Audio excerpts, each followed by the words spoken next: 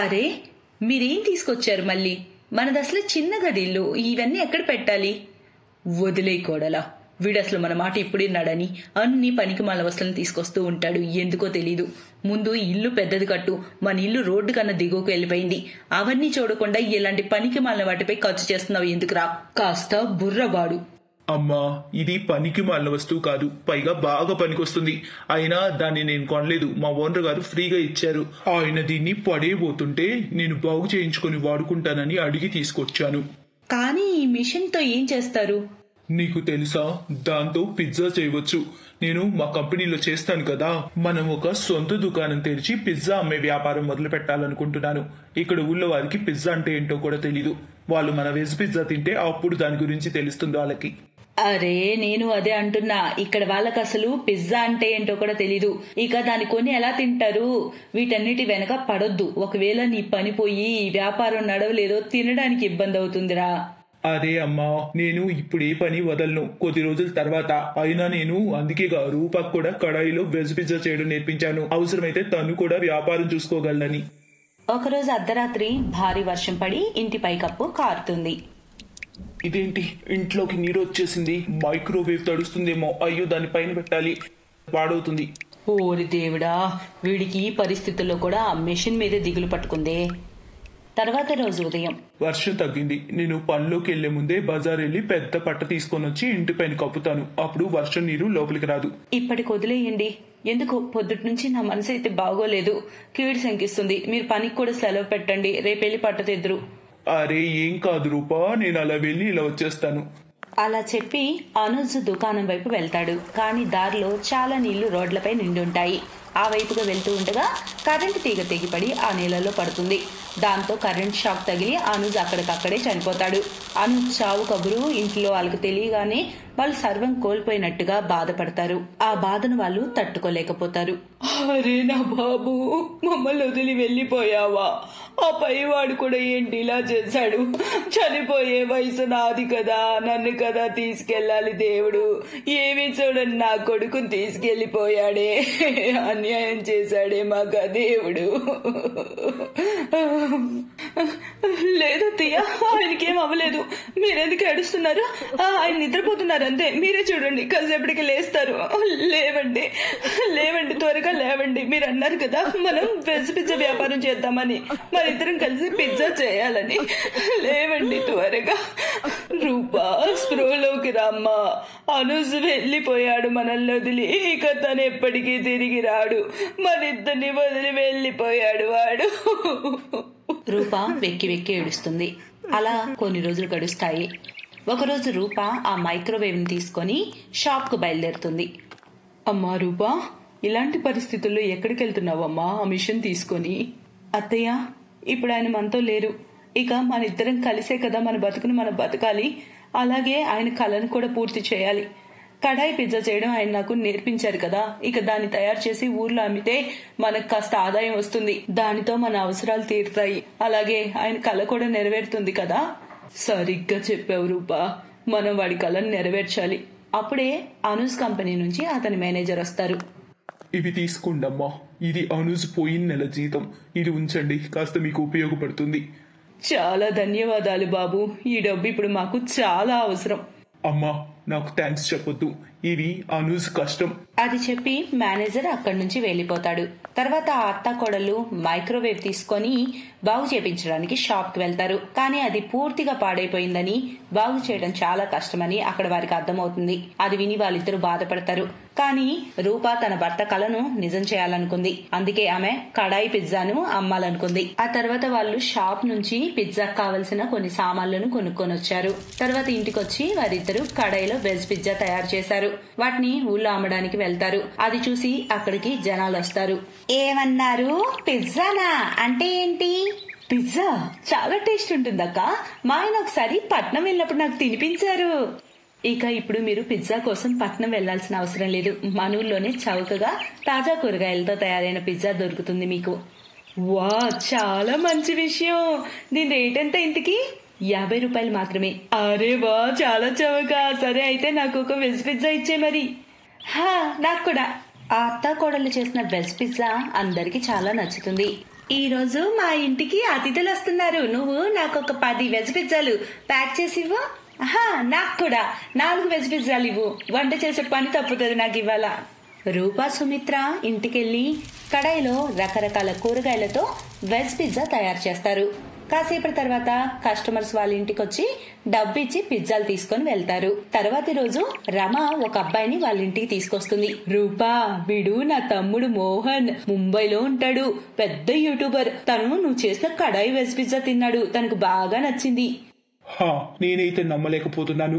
పల్లెటూరులో ఉండే ఒక మామూలు స్త్రీ ఇంత బాగా పిజ్జా చేయగలదా, అది కూడా కడాయిలో, పైగా హోమ్ మేడ్. నేను మీ వీడియో తీసి ఛానల్లో వేద్దాం అనుకుంటున్నాను, మీకు అభ్యంతరం లేకపోతే. మీరేమంటారు? సరే బాబు, అలాగే.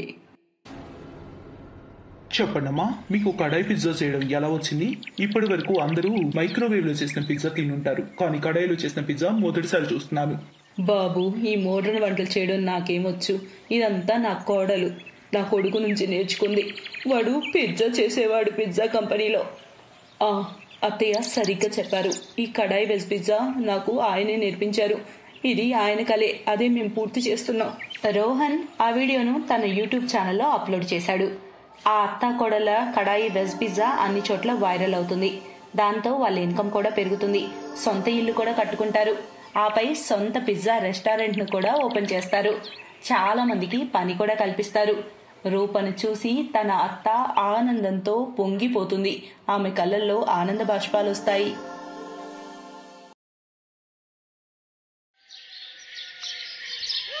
రిధి, నిధి, ప్రీతి ఎక్కడున్నారు? రండి భోజనంకి. వస్తున్నా అమ్మా.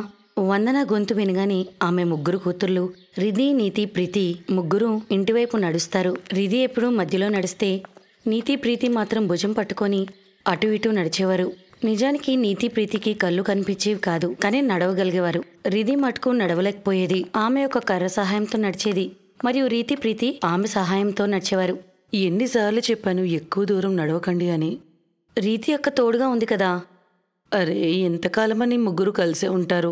ఎప్పటికైనా పెళ్లి చేసుకుని ఎవరింట్లోకి వాళ్ళు వెళ్ళిపోవాలి. అప్పుడేం చేస్తావు? అయితే మేం పెళ్ళే చేసుకోము. రీతి అక్క భుజం పట్టుకొని ఎప్పుడు ఇలాగే నడుచుకుంటూ వెళ్తాం.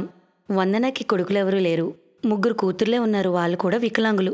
ఈ విషయంకై వందన ఇప్పుడు బాధపడుతూ ఉండేది. వందన భర్త శ్యామ్ ఒక చిన్న రైతు. చాలా కష్టపడి అతను ఆ ముగ్గురు కడుపు నింపేవాడు. అయితే ఒకరోజు, రీతి ఎక్కడున్నావు? అమ్మా, నేను రోటీ చేస్తున్నాను. అరే, రోజు నువ్వే పనిచేస్తూ ఉంటావు. నీ ఇద్దరు అక్కజల్లులకు కూడా ఏదో ఒకటి కొంచెం నేర్పించు. అమ్మా, నేనున్నాను కదా. అయినా వాళ్ళిద్దరు ఎలా పనిచేస్తారు? అలా కాదు తల్లి, నీకు పెళ్ళైపోతే వాళ్ళిద్దరికి కూడా ఏదో ఒకటి చూసి చేసేస్తాను కదా. అందుకే ఇలా ఎంతకాలం గడుస్తుంది. గుడ్డి వాళ్ళు కూడా తమ పనులు చేసుకుంటారు కదా. మనమైతే అంత డబ్బున్న వాళ్ళం కాదు కదా ఇంట్లో పనంతా పని వాళ్ళు చేసేటట్టు. అమ్మా, వాళ్ళు ఎలా చేస్తారు చెప్పు? నువ్వే ఆలోచించి. నీ కళ్ళు లేకపోతే నీకు ఎలా తెలుస్తుంది అది పంచదార ఉప్పు అని? చాలా ఇబ్బందిగా ఉంటుంది కదా. ఎలా తెలుస్తుంది అది క్యారెట్టో లేదా ముల్లంగియో అని? నేనైతే ఒకటే చెప్తా, మీరు నా పెళ్ళే చెయ్యొద్దు. నేను డబ్బులు సంపాదించి అందరినీ బాగా చూసుకుంటాను. రీతి మాటలు విని వందన కళ్ళలో నీళ్లు తిరిగాయి.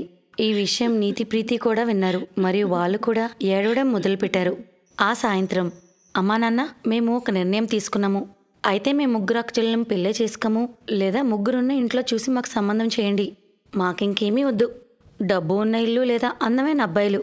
మమ్మల్ని మాత్రం వేరు చేయకండి. ఎందుకంటే వాళ్ళు లేకుండా నేను లేకుండా వాళ్ళు కూడా ఉండలేరు. ఆమె ఉద్దేశం తల్లిదండ్రులిద్దరికీ అర్థమైంది. అయితే ఒకరోజు శ్యామ్ పరిగెట్టుకుంటూ ఇంటికి వచ్చారు. వింటున్నావా? నేను ఒక శుభవార్త తెచ్చాను. ఏంటో త్వరగా చెప్పు.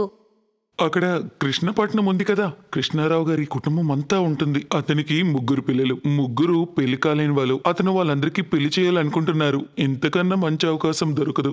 అతని పిల్లలతో మన పిల్లల సంబంధం కదిరిపోతే వాళ్ళు ఎప్పటికీ కలిసిమెలిసి ఉండొచ్చు. కానీ వాళ్ళు మనతో సంబంధం కలుపుకుంటారా? వారు అరే, అదే కదా నీతో చెప్పాలనుకుంటున్నాను. ఇది దేవుడి లీలే అనుకో. అది వాళ్ళ ముగ్గురు కూడా కొంచెం తక్కువ కనిపిస్తుంది, అందుకని వాళ్ళు ఒప్పుకోవచ్చు. అవునా? అయితే వాళ్ళతో కొంచెం మాట్లాడండి. మరుసటి రోజు శ్యామ్ కృష్ణారావు ఇంటికి వెళ్తాడు మరియు కూతుర్ల సంబంధం గురించి మాట్లాడతాడు. కృష్ణారావు ఇక ఏం ఆలోచించకుండా ఈ సంబంధానికి ఒప్పుకొని పెళ్లి పనులు మొదలుపెట్టాడు. ముగ్గురు ఈ పెళ్లికి ఒప్పుకున్నారు. పెళ్లి రోజు రానే వచ్చింది. సరిగ్గా ముహూర్తానికి ముందు, ఒక్క నిమిషం పంతులు గారు, మరీ అంత తొందర ఏముంది? అయితే శ్యామ్ గారు, కొంచెం మా కట్న కానుకల గురించి చెప్తారా? అది కట్న కానుకల గురించి ఏం మాట్లాడుకోలేదు కదా కృష్ణారావు గారు. నా స్తోమతకి తగినట్లు నేను చేస్తూనే ఉన్నాను. అయినా మేము మా గురించి ఏమైనా అడుగుతున్నామా ఏంటి? మీరు మీ 3 పిల్లల్ని ఇస్తున్నారు. రేపు వాళ్ళు ఎక్కడికైనా తిరగడానికి వెళ్తే ప్రతిసారి ఆటోలు మరియు బస్సులు వెతుక్కుంటూ వెళ్తారా ఏంటి? అయితే మీరు ఒక పని చేయండి, ఒక కారును కొనివ్వండి. అందులో ఒక 7 పడితే సరిపోతుంది. చాలు, వేరే ఇంకేమీ అవసరం లేదు. కానీ నేను అలాంటి కారు చాలా ఖరీదుంటది. నాలాంటి పేదవాడి ఎక్కడి నుంచి తెస్తాడు కృష్ణారావు గారు? అరే, ఇప్పుడే ఇవ్వమని ఎవరు చెప్పారు మీకు? అయినా మీ 3 అమ్మాయిల్ని మేము పెళ్లి చేసుకుని తీసుకెళ్తున్నాం, అంతే కదా. సరిగ్గా 1 నెల తర్వాత మీరు కారు తీసుకురండి. ఒకవేళ తీసుకురాలేకపోతే అప్పుడు నీ కూతుర్లను వెనక్కి తీసుకువెళ్ళు. ఎంత స్వార్థపరుడేమేంటి నువ్వు కృష్ణారావు? నీ కొడుకులు పెళ్లి చేయడానికి వచ్చావా లేదా వ్యాపారం చేయడానికి వచ్చావారా? పెద్దయినా నువ్వు ఊరుకో. వాళ్ళ మీద అంతే ముద్దొస్తే ఈ కుంటిదాన్ని గుడ్డు వాళ్ళని నువ్వే మీ ఇంటికి తీసుకెళ్ళు. నీ కోడలను చేసుకొని చేయిచ్చేద్దును. కానీ నాకు ఉన్నది ఒకటే కొడుకు. ఒకవేళ 3 ఉంటేనా నీ కళ్ళ ముందే వాళ్ళతో పెళ్లి చేదును. మరియు నిన్ను చెప్పుతో కొట్టి కొట్టి మరి ఊరి నుంచి బయటికి పంపేవాడిని. ఎంత ఆలోచించడం దేనికి? అయితే నేనైతే వెళ్తున్నాను. వెతుక్కో. అయితే ఇప్పుడు ఒక కుంటి 2 చోటి వాళ్ళ కోసం పైసా ఖర్చు లేకుండా పెళ్లి చేసుకునేవాడిని. నాన్న విమల్, ఇటురా. శ్యామ్ బాబు, చెప్పు. నీ 3 కూతుర్లో నా కొడుకుకి ఇచ్చి ఎవరిని పెళ్లి చేద్దాం అనుకుంటున్నావో చెప్పు. పెద్దయినా, మీరు ఇలాంటి సహాయం చేసినందుకు చాలా కృతజ్ఞతలు. కానీ మేము ఒకరినొకరు వదిలి ఉండలేము. నా చెల్లెలు నా మీద ఆధారపడి ఉన్నారు. అయితే మేమందరం ఒకే ఇంటికి వెళ్తాము, లేదా? పెళ్ళైతే జరిగి తీరుతుంది తల్లి. ఈ మూర్ఖుడైన కృష్ణారావు ఎదుటే అవుతుంది. శ్యామ్ అన్న నాకు ఒకగానొక కొడుకు. మీకు కొంచెం వింతగా ఉండవచ్చు, కానీ వేరే దారి లేదు. నేను మాట ఇచ్చాను కాబట్టి నీ 3 కూతుర్లని నా కోడల్ని చేయమని నేను నిన్ను అడుగుతున్నాను. అయితే మీరు ఒప్పుకున్నట్లేనా? పెద్దయిన మాటలు విని అక్కడ అందరూ ఆశ్చర్యపోయారు. అప్పుడు ఆమెను పట్టుకుని నీతి ప్రీతి ఆ పెద్దాయన కాళ్ళ మీద పడి కృతజ్ఞత తెలిపారు. ఆ విధంగా 3 ఒకే అతన్ని పెళ్లి చేసుకున్నారు. మరియు ఈ విధంగా 3 అక్కచెల్లెలు అగ్నిసాక్షిగా అతన్ని పెళ్లి చేసుకున్నారు. మరియు 3 పిల్లలకి ఒక భర్త. మరియు కృష్ణారావు తన 3 కుమారులను పట్టుకొని వెళ్ళిపోయాడు. ఖాళీ చేతులతో పరువు తీసుకుని అక్కడి నుంచి వెళ్ళిపోయాడు. Best buddies. హలో ఫ్రెండ్స్, ఈ వీడియో చూసినందుకు మీకు ధన్యవాదాలు. ఒకవేళ మీకు ఈ వీడియో నచ్చినట్లయితే దయచేసి లైక్ చేసి సబ్స్క్రైబ్ చేయండి మరియు ఈ వీడియోపై కామెంట్ చేయండి. ఇంకో విషయం, షేర్ చేయడం మర్చిపోకండి. ఇలాంటి మరిన్ని వీడియోలు మీరు చూడాలనుకుంటే కిందనే ఉన్న బెల్ బటన్ని నొక్కండి. చూస్తూనే ఉండండి బెస్ట్ బడీ.